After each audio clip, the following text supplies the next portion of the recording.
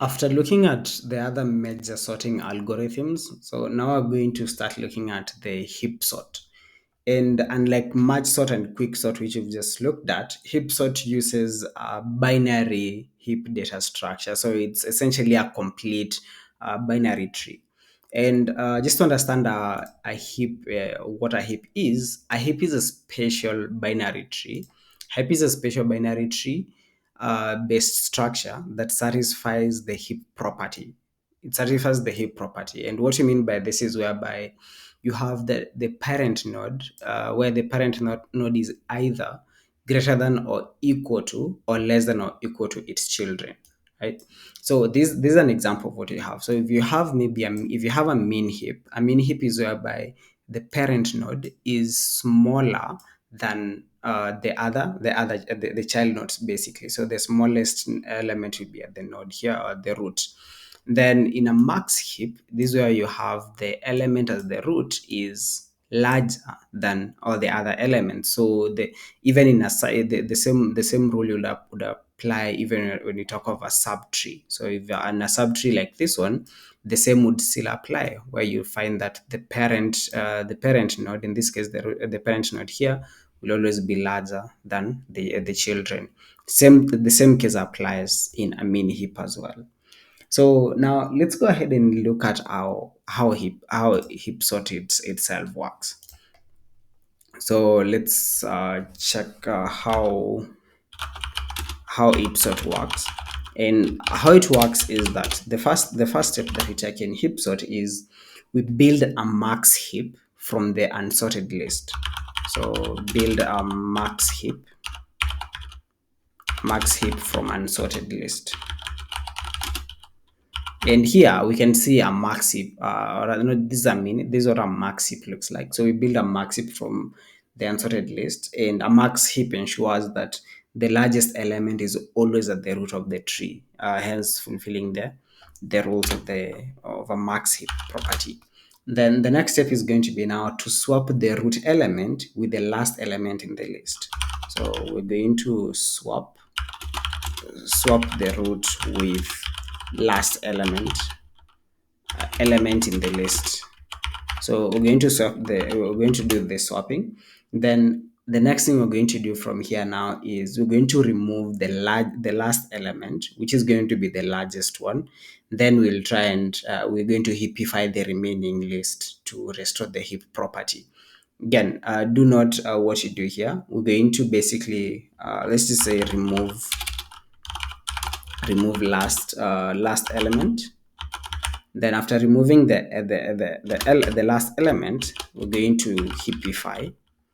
We're going to heapify the remaining list, and the heapification is to ensure that the tree what you have basically maintains the heap property. So the heap property has to be maintained.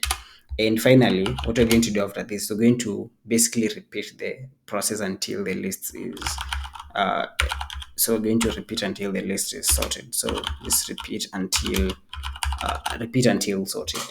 And just to look at an example of an array where we can apply this is, let's have, so we're going to basically, that will remain that. So let's have an array here, and we're going to have this new array. This new array is the one that we're going to try and apply this on. So let's have an array, and let's call it this list. It will have 4, 10, 5, 5, and maybe 1. So if this is what you want to sort, what you'll do is we're first going to build a max heap. We're going to build a max heap from this. And how a max heap from this is going to look like, it's going to have 10, and then 5, and then 3, then it's going to have 4, then it's going to have 1. Notice that I had 1, 5 here. Let's make one of this maybe 3, be better.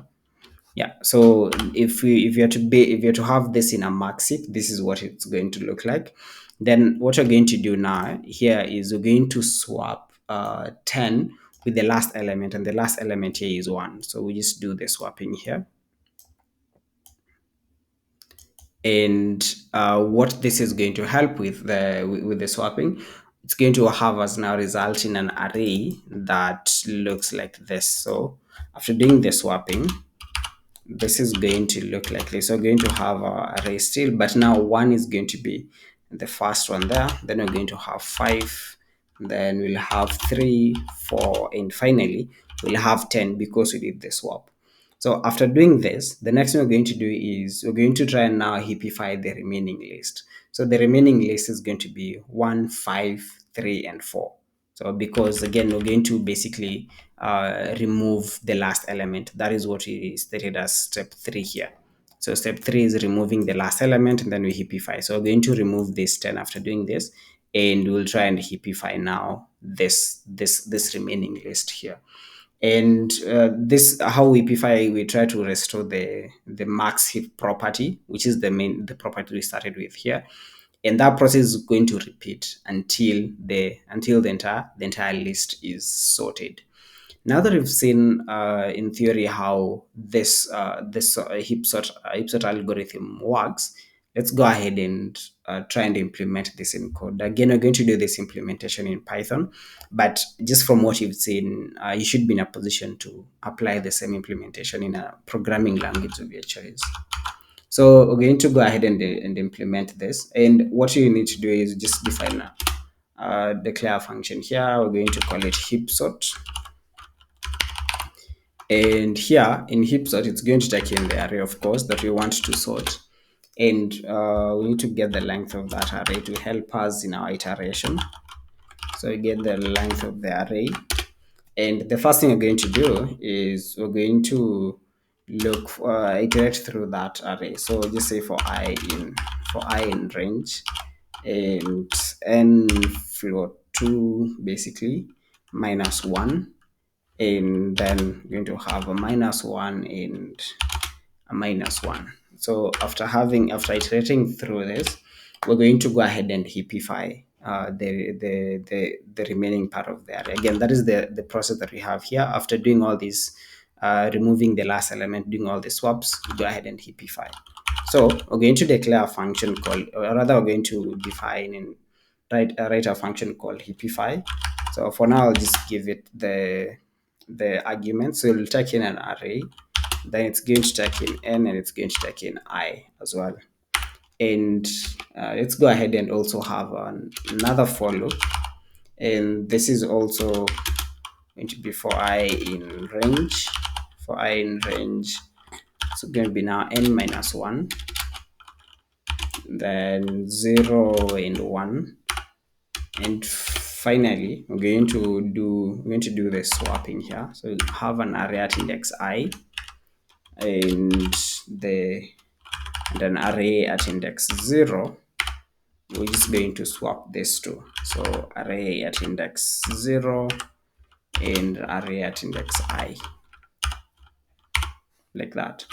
And then we're also going to heapify this section. So we're going to heapify the array index I, and I'm going to have should be 0, not O.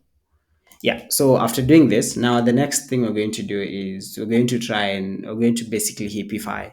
We've seen the process of heapifying. It's when you try to maintain the max heap property here. I should have added a D here, but yeah, for sorted. Let's go ahead and have a function heapify. It's actually just declared at the beginning here. So we're going to have a function, and I'll call it heapify. And this function is going to take in an array n and I. And just to go back to our code here, when you try to heapify, we want to maintain the max heap property. So the topmost element has to be the largest element, that is, and then following like that. Then we also need to get sort of the level of the arrays. So we go ahead and get the largest element, and we're going to get that from I. So that will give us the largest element.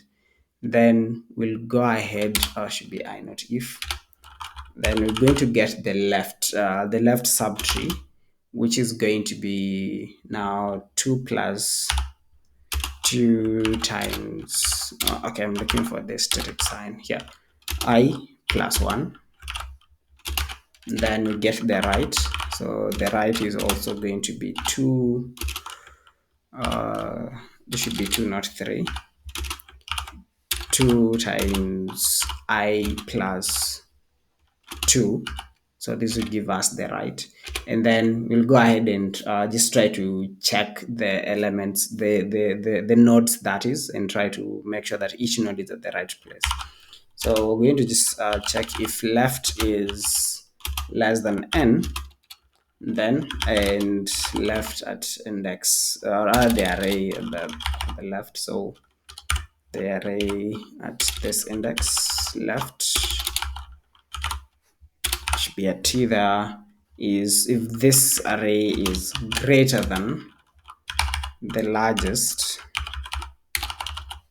should be an r largest. If that is the case, we're going to go ahead and assign left to largest. So largest, going to assign it the left like that. Then we'll go ahead and do another check. So I'm going to go ahead and check again if right is less than n, and now we do a swap, just sort of an opposite of what you've done here before. So this is going to be right, and then if this is greater than largest, if that is the case, then we're also going to do to assign right to largest. So it's going to be largest right. Again, do note what we're doing here is we are making sure that each of the nodes, that's the left node and the right node, get the sort of the largest element. That is to maintain the heap property. So that's what we're doing here. Then we'll go ahead and check if now largest is not, if largest is not equal to I. If that is the case, then we'll do a swap. So just take array at index I and largest, we're going to swap the two. So take the two largest, should have a closing there. Then we just do the swap. So we have largest assigned to I and I assigned to largest at I, like that. That should work. Yeah, and after doing this, we're basically now going to go ahead and just cpify again. So just do some recursion here. Heapify, we give it the array and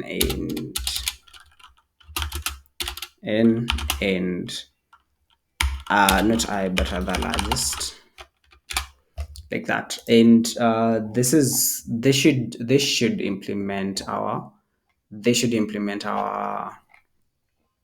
heap sort algorithm. So now let's go ahead and call heap sort. So we have heap sort here. We need to return the array that is already sorted. So let's do that here. So we're going to return array like that. Then let's go ahead and now call our heap sort function and print out the output here, which should be a sorted array. So we take heap sort and we're going to give it an array that we have here. So let's say this one. This is not sorted, and we give it here like that. Okay.